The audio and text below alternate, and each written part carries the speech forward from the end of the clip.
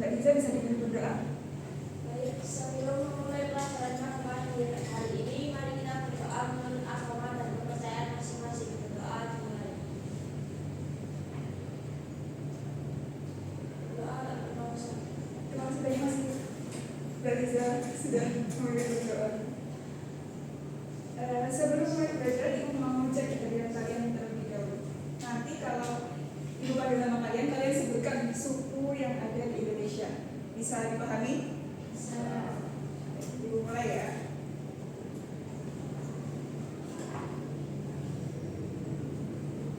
Adi Damaiza. Hadir, Bu. Suku apa? Mbak Dinda bisa menyebutkan suku yang ada di Indonesia? Ya, suku. Nah, kayak juga. Ya, jawab. Lupa. Kayak juga ditanya enam suku nggak bisa jawabnya. Wah, tidak mau jadi apa? Sukunya lupa aja. Suku Jawa. Bisa. Boleh kan, Bu?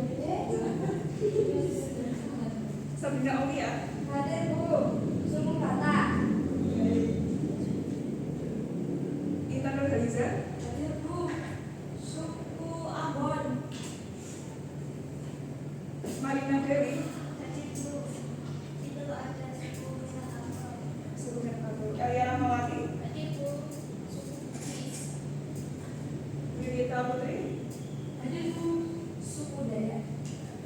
Yang terakhir Surya Simonakin. Hari ini hadir semua ya. Nah, kalian tahu nggak sih bahwasanya suku-suku yang kalian sebutkan tadi itu merupakan bagian dari keberagaman yang ada di masyarakat.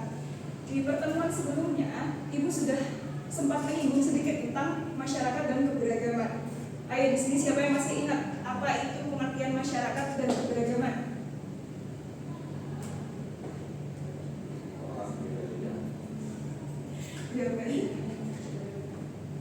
Jawabannya sudah bagus, tapi akan Ibu rekam. Apa itu masyarakat dan keberagaman? Masyarakat merupakan sekelompok orang yang hidup di wilayah yang sama. Mereka ini tidak hanya menetap di wilayah yang sama, tapi mereka ini juga saling berinteraksi, saling bertegur sapa, saling tolong menolong, dan akhirnya membentuk aturan atau kebiasaan yang disepakati bersama. Sedangkan keberagaman berarti keadaan yang berbeda atau beragam dari satu individu antar individu ke individu yang lain. Nah, kalian pernah memperhatikan nggak anak kembar itu pasti mirip kan? Iya, maksudnya ini Ibu ngomongin yang kembar identik ya. Nah, mereka ini kembar identik itu kan berasal dari rahim ibu satu rahim. Itu mereka tetap memiliki perbedaan. Kata orang-orang sih, anak kembar itu bagaikan pinang di belah dua. Sangat mirip, saking miripnya orang-orang itu nggak bisa bedain. Tapi sebenarnya mereka itu konsepnya serupa tapi tak sama. Jadi meskipun fisiknya mirip, warna kulitnya mirip, pasti ada yang berbeda. Entah itu cara bicaranya, cara belajarnya, dan lain-lain. Anak kembar yang berasal dari rahim yang sama saja bisa berbeda. Apalagi kita sebagai bagian dari masyarakat Indonesia yang memang terdiri dari berbagai keberagaman, mulai dari suku, agama, ras, hingga antar golongan.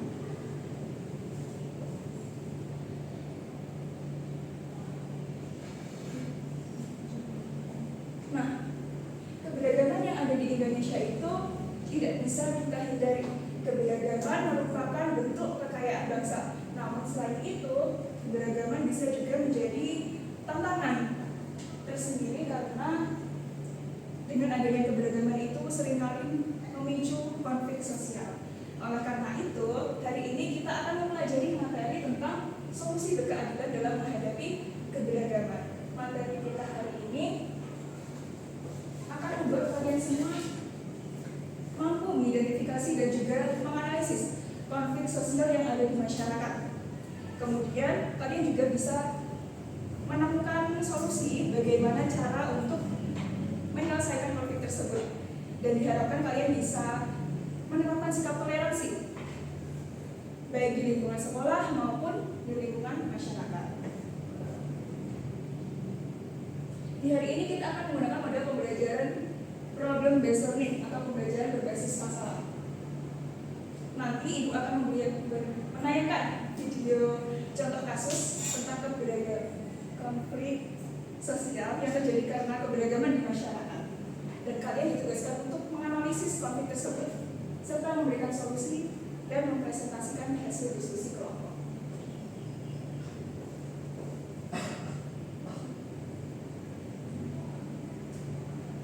Sebelum memasuki materi inti, ada sedikit kata-kata bahwasanya kita itu hidup di Indonesia kan memang beragam ya. Kita nggak harus sama karena berbeda itu luar biasa. Dan perbedaan bukanlah alasan untuk saling menjauh, karena sejujurnya perbedaan itu bisa menjadi kesempatan untuk saling belajar dan saling bertumbuh. Kita masuk ke materinya. Sudah tahu kan apa saja keberagaman yang ada di Indonesia? Keberagaman apa saja? Betul sekali. Kita akan mempelajarinya satu persatu. Yang pertama, ada keberagaman suku. Suku merupakan suatu kelompok masyarakat yang memiliki adat istiadat, asal-usul, budaya, dan bahasa yang sama. Itu diwariskan dari generasi ke generasi. Berdasarkan data dari Badan Statistik Indonesia, suku di Indonesia itu terdiri dari 1.340 suku bangsa, kurang lebih ya. Nah, kalian tadi kan sudah menyebutkan ada yang suku Sunda, Batak, Minangkabau, dan lain-lain. Itu hanya secuil saja dari suku bangsa yang ada di Indonesia, karena masih banyak di luar sana. Dan setiap suku bangsa itu memiliki ciri khasnya masing-masing, nggak ada yang sama. Kemudian yang kedua ada keberagaman agama. Agama sendiri merupakan sistem kepercayaan yang dianut oleh individu atau kelompok dan dilengkapi dengan nilai moral beserta aturan hidup. Indonesia mengakui 6 agama resmi. Mbak Dida bisa disebutkan? Yang pertama ada Islam, lalu Kristen, Katolik, Konghucu, Hindu, dan Buddha. Betul banget jawabannya Mbak Dida ya. Yang ketiga ada keberagaman ras. Ras merupakan pengelompokan manusia berdasarkan ciri fisik yang diturunkan secara biologis. Ada warna kulit, warna rambut, bentuk wajah, dan lain-lain. Kemudian ada keberagaman antar golongan. Antar golongan merupakan hubungan sosial antara berbagai kelompok dalam masyarakat, yang mana mereka ini berbeda latar belakang, entah itu latar belakang sosial, ekonomi, maupun budaya. Meskipun berbeda latar belakang, mereka ini memiliki peran dan fungsinya masing-masing, dan tentunya saling berkontribusi dalam kehidupan bermasyarakat.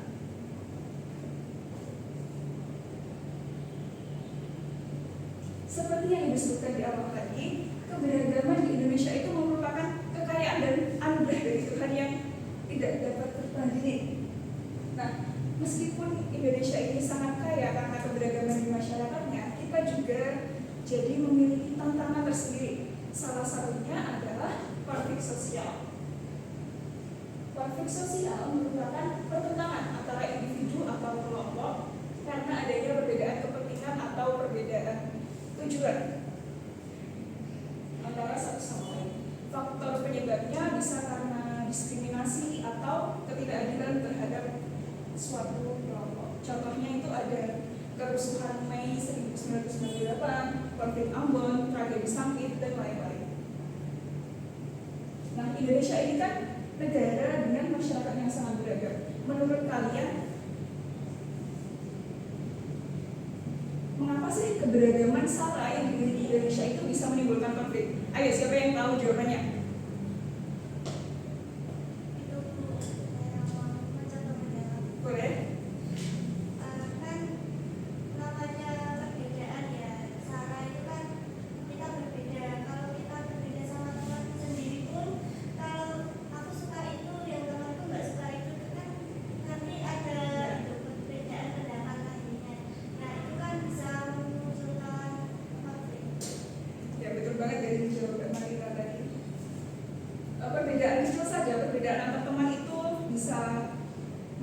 konflik.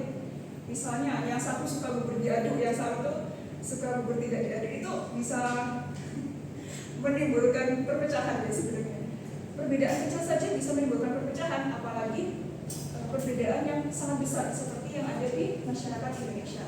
Nah, agar kalian lebih memahami tentang alasan mengapa Indonesia ini perbedaan sara ini menjadi sumber konflik, kita tonton gambar.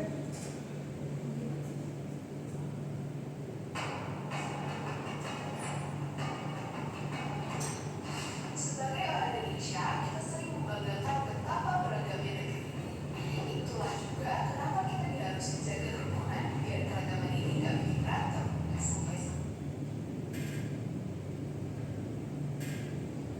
Kasusnya bisa berbuntut panjang dan bikin orang tahu. Bedanya, salah adalah singkatan dari 4 kata itu. Keempat hal tersebut amat beragam di Indonesia. Sayangnya, keragaman suku, agama, ras, dan antar golongan yang harusnya jadi kebanggaan Indonesia malah kadang dipakai buat saling menghina. Makanya saat bahas tentang sara, orang bisa jadi sensitif.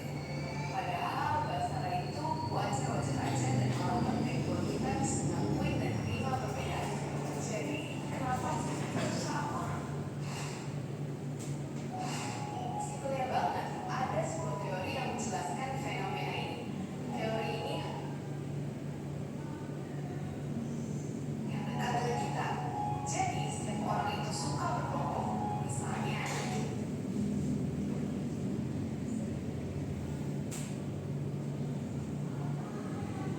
kelompok ini jadi sumber rasa bangga dan harga diri kita. Saat identitas kelompok ini udah melekat banget dalam hidup kita, biasanya kita bakal mikir kalau kelompok kita lah yang terbaik. Gak jarang cara ini lewat membandingkan dengan kelompok lain, bahkan sampai menjelek-jelekan kelompok lain. Seringnya terkadang pandangan akan kelompok lain ini gak ada dasarnya. Akhirnya dengan menurunnya asumsi negatif, banyak kelompok yang saling gak suka dan akhirnya berantem. Perselisihan ini makin diperparah sama banyak faktor.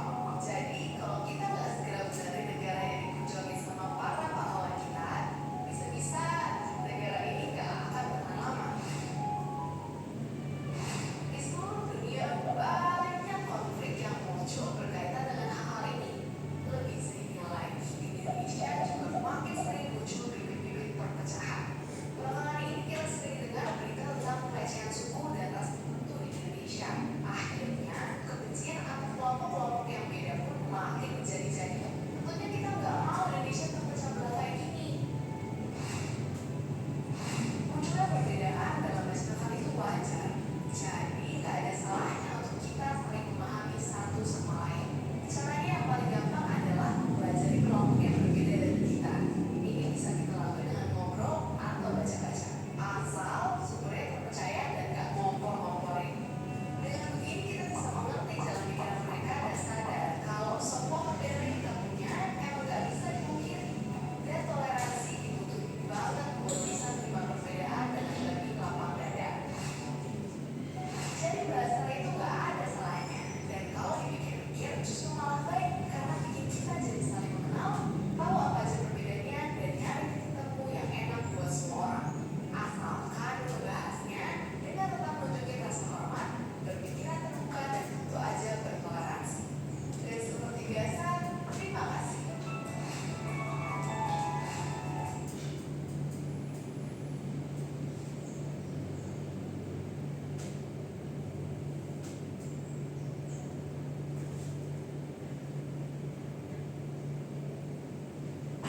Nah, itu tadi penjelasan lebih dalam mengenai kenapa sih masyarakat Indonesia itu sering terlibat dalam konflik sosial. Ya karena perbedaan itu jika tidak dikelola dengan baik memang bisa mengakibatkan konflik, entah itu konflik kecil maupun konflik yang besar. Lalu bagaimana caranya untuk mengatasi konflik tersebut? Caranya adalah dengan menerapkan solusi berkeadilan. Solusi berkeadilan merupakan solusi yang memperhatikan kepentingan semua pihak dan menjunjung tinggi hak asasi manusia. Jadi solusi berkeadilan itu adalah solusi yang adil bagi kedua belah pihak, tidak berat sebelah. Misalnya pihak yang pertama diuntungkan, pihak yang kedua dirugikan, itu namanya bukan solusi berkeadilan.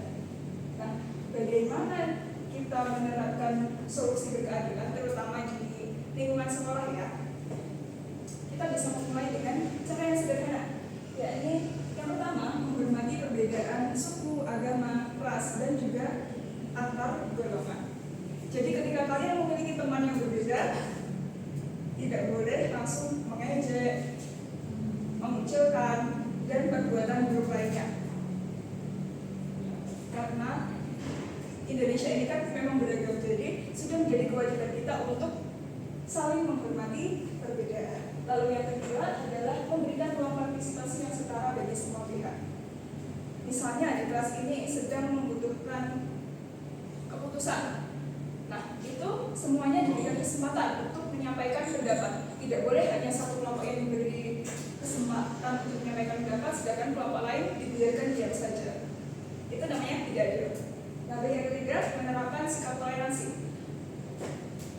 Dan yang keempat, menyelesaikan konflik melalui musyawarah dan mediasi. Jadi ketika misalnya kalian ada masalah nih sama teman, jangan langsung ngajak tawuran ya. Karena kita bisa membicarakan terlebih dahulu, berbicara baik-baik, menyelesaikan masalah dengan baik. Dan yang terakhir adalah menghindari ujaran kebencian yang melibatkan sara. Sudah tahu Indonesia ini beragam, maka jangan memancing perkara dengan cara menyebar ujaran kebencian yang belum tentu kebenarannya. Ini Ibu juga ada video animasi bagaimana caranya menghadapi konflik sosial di masyarakat yang beragam. Akhir semester ini, kelas A akan mengadakan liburan. Salma dan teman-temannya ingin ke Bali, sedangkan Silvi dan sebagian lainnya ingin ke Jogja. Kelas pun terbelah dua. Bagaimana Salma dan Silvi menyelesaikan konflik ini? Sebelum itu, mari kita lihat lebih dekat konflik ini. Pada setiap konflik, pasti selalu ada tiga unsur ini. Pertama, ada dua belah pihak yang berseteru. Di kasus sebelumnya, konflik terjadi antara kubu Salma dan kubu Silvi. Kedua, adanya tujuan yang ingin masing-masing capai. Salma ingin ke Bali, Silvi ingin ke Jogja. Ketiga, adanya hubungan. Karena mereka satu kelas, jadi mereka berkonflik. Seandainya tidak ada hubungan, pasti akan ada konflik. Bagaimana sikap Salma, Silvi dan teman-temannya menghadapi konflik ini? Setiap konflik selalu ada 9 pilihan sikap. 1. Menghindar. Kelompok ini terbagi kepada 3 sikap. A. Melarikan diri. Setiap diskusi mereka hilang dan malah ambil pusing. B. Menyalahkan atau melempar tanggung jawab. Biar orang lain aja yang mengambil keputusan, tidak ikut mikir atau berpendapat. Pengennya tak jadi aja, tapi kalau ada masalah, mereka cuci tangan dan menyalahkan. C. Menyangkal. Mengatakan oke aja, tapi sebetulnya mereka tidak seperti itu. 2. Menyerah. Kubu lebih aktif, tapi reaktif. A. Ada yang mencela pilihan kubu lain. Yang kubu Jogja bilang, Bali itu gak cocok buat liburan. Kubu Bali bilang, Jogja udah keseringan. B. Ada juga yang bersih dan berani ngomong di belakang. C. Bahkan ada beberapa siswa yang hampir adu jogos gara-gara beda pilihan atau berkelahi. 3. Berdamai. Kubu ini sudah lebih bijak. A. Ada yang memaafkan.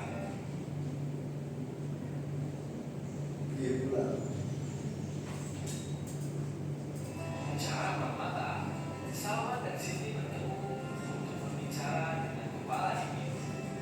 C. Mendatangkan pendengar. Karena dengan bicara empat mata belum berhasil, akhirnya Salma dan Siti. Karena menentukan hasil akhir dari konflik ini. 1. Menang kalah. Kalau kamu menghindar, mungkin kamu kalah. Kalau kamu menyerang, mungkin kamu menang. Tapi pola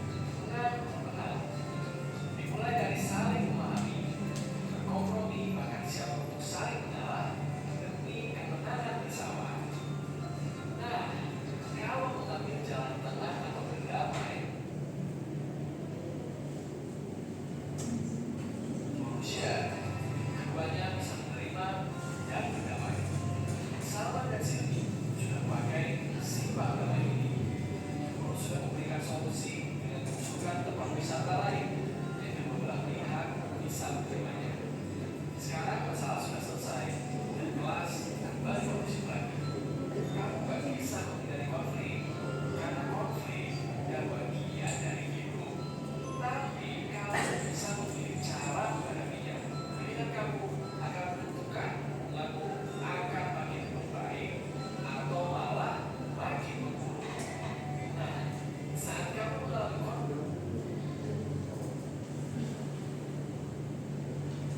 Karena kalian sudah menyimak video tadi, sekarang ibu mau kalian membentuk kelompok. Satu kelompok terdiri dari 2 sampai 3 orang. Sudah menemukan kelompoknya masing-masing? Nanti ada pertanyaan. Sekarang kalian simak dulu video ini agar bisa menjawab pertanyaan. Pada fase pertama, Christopher bisa mendapatkan representasi secara keluarga saat menjadi kelas 6 di Amerika Serikat. Di kelasnya, hanya Christopher yang menceritakan kisah kelam tentang rumahnya yang dibakar habis pada Mei 1998 dan bagaimana keluarganya kemudian hijrah ke negeri Paman Sam. When other kids in the class would say, well, yeah, my family, my relatives and something, but they did tell me the story about the very first time I ever met this. And I guess growing up, I look more to the history myself, kind of understand how that was. Christopher adalah cucu dari ekonom dan pendiri pusat dana bisnis Indonesia, Kristianto Wibisono. Peristiwa itu terjadi pada 13 Mei 1998. Rumah ibu Christopher, Jasmine, di Pantai Indah Kapuk, Jakarta Utara, dibakar massa. Usia Christopher baru 5 bulan saat peristiwa kerusuhan Mei 98 terjadi.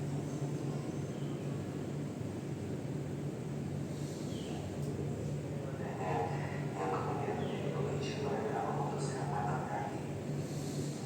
We, as a family, basically, we had all of and we would like to basically adhere to. That is the letter that is written on.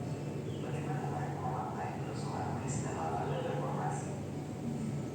Selengkapnya dapat Anda baca di edisiindonesia.com. Nah, itu tadi adalah contoh kasus tentang konflik keberagaman sara. Sekarang tugas kalian menjawab pertanyaan berikut ini.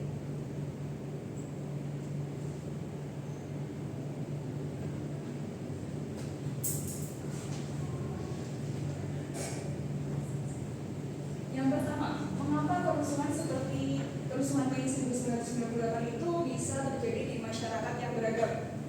Dan pertanyaan kedua, bagaimana seharusnya solusi berkeadilan diterapkan untuk mencegah kejadian seperti kerusuhan Mei 1998 terulang lagi dan memastikan perbedaan itu tidak menjadi sumber konflik atau permasalahan.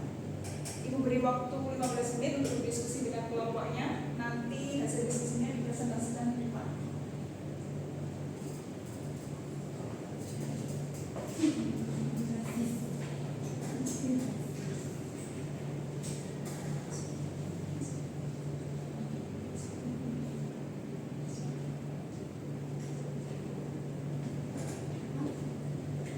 Baik, waktunya sudah habis berarti Bu.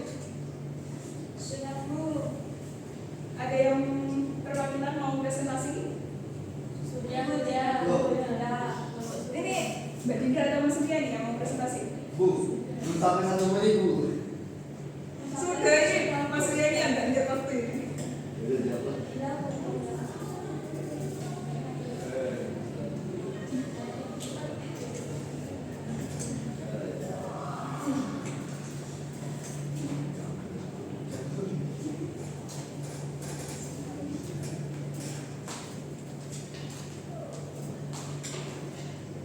Kamu di mana? Dia di situ. Menghilang dulu.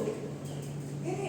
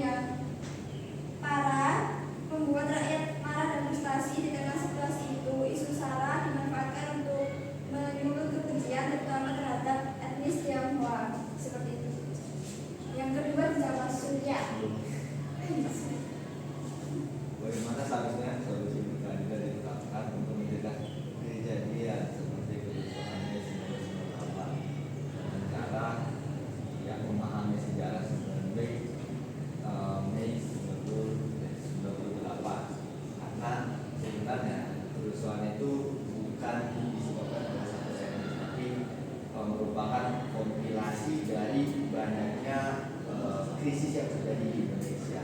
Jadi penting untuk memahami bahwa kerusuhan itu tidak berhenti sama saja.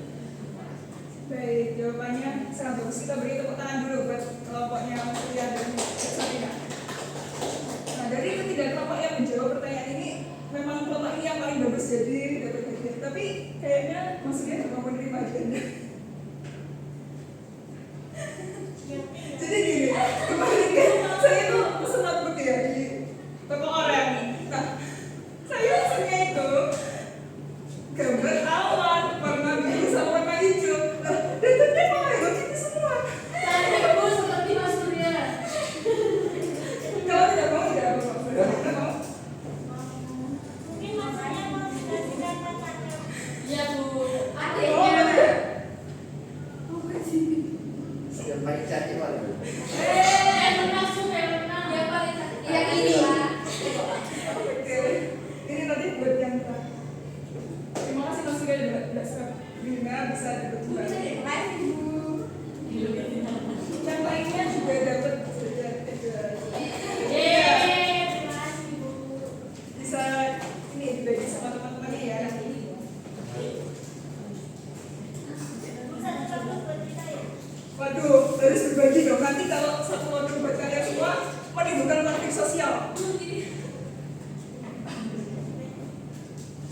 Nah, dari pembelajaran hari ini, adakah yang mau menyampaikan refleksi tentang apa yang kalian dapat di pembelajaran hari ini?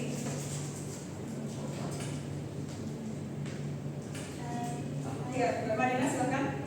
Mungkin itu ya, perbedaan itu kalau bisa dikelola dengan baik mungkin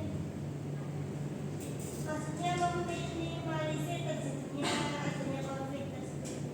Jadi kita yang beragam ini seharusnya kita saling menghormati perbedaan, saling mendukung satu sama lain agar keberagaman ini tampak indah dan nyaman.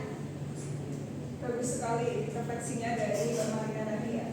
Ibu tambahkan sedikit. Jadi kekayaan bangsa Indonesia itu terletak pada keberagaman masyarakatnya. Nah, tugas kita sebagai warga negara Indonesia adalah saling menghormati dan keberagaman yang ada di dalam masyarakat. Karena seperti semboyan di negara kita, Bhinneka Tunggal Ika, berbeda-beda tapi tetap satu. Nah, kita harus menjaga hal itu dengan cara mengelola konflik sosial dengan baik. Sebelum Ibu menutup pembelajaran, Ibu mau ada satu pertanyaan. Menurut kalian masalah itu penting nggak? Kenapa penting? Karena dari masalah kita bisa memecahkan apa ya, menemukan solusi terbaru dan akhirnya itu yang menjadi kenalan. Ya betul banget ya. Jadi masalah itu penting. Mungkin beberapa dari kalian ada yang berpikir kok masalah penting. Kalau hidup kita tanpa masalah, pasti akan terasa bosan. Mungkin 1 sampai 2 hari itu senang ya, nggak ada masalah, dapat aja. Tapi kalau bertahun-tahun tanpa masalah, itu Bahaya juga. karena kalau manusia tanpa masalah itu kita tidak akan bisa bertumbuh. Tetap aja di posisi itu terus, tidak maju, tidak mundur, tidak kanan, tidak kiri, ya semuanya tetap aja. Nah, karena adanya masalah, kita jadi bisa belajar banyak. Karena naluri manusia itu kalau mendapatkan masalah, dia pasti mencari jalan keluar secepatnya. Jadi, dengan adanya masalah dan konflik sosial yang kita pelajari hari ini, kita bisa mengambil kesimpulan bahwasanya solusi berkeadilan itu harus kita terapkan dalam kehidupan sehari-hari agar meminimalisir konflik yang ada di masyarakat. Untuk penugasan hari ini, tugasnya dikumpulkan di minggu depan. Jadi asik. Pakai buku ini kamu? Bukan. Tugasnya bikin poster digital, bukan pakai buku itu. Nah, dikumpulkan di minggu depan. Posternya tentang solusi berkeadilan dalam menghadapi masyarakat yang beragam. Ada yang ditanyakan? Poster dulu. Bos semua Bu Bos. Nanti kalau disuruh nulis kalian juga bilang bos. Ya sih. Kalian semuanya bosan. Bos itu Ada. lebih depan ya Bu. Jadi kan cuma satu aja. tidak banyak-banyak. Baik, terima kasih banyak sudah menyimak materi dari ibu kali ini. Semoga materinya bermanfaat. Kurang lebihnya mohon maaf. Wassalamualaikum warahmatullahi wabarakatuh. Waalaikumsalam warahmatullahi wabarakatuh. Sama. Ini cuma itu. Anda menyampaikan pertanyaan. Lamban ada Iya. pertanyaan. Anunya berapa menit tadi? Tidak cuma Sampean menyampaikan pertanyaan. Yang lain juga. Cuma ini Mbak, Abel itu kan kayak ketawa sendiri gitu. Soalnya bagi-bagi sedekah, senyum adalah sedekah. Sedekah ibadah. Nah, jadi akhirnya dari itu berangkat dari aku. Tapi yang lainnya sih sudah. Terus ini sudah benar sudah benar. Dirajin. Nggak pingsan. Ini yang Terima kasih. ya.